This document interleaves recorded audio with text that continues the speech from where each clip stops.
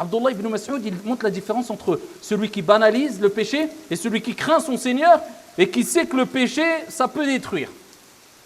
Et il disait, le croyant, c'est celui qui se comporte comme s'il était face au péché, il donne une image, face au péché, il se comporte comme s'il était sous une montagne, au pied d'une montagne, et il craignait, il regardait la montagne, il craignait que cette montagne s'effondre sur lui.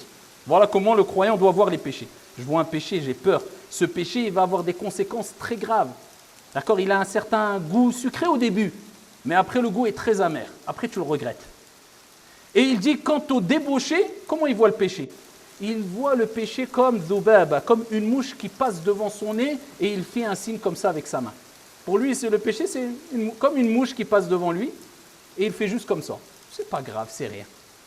Et c'est ce qui se passe. C'est que de plus en plus, malheureusement, minimise les péchés.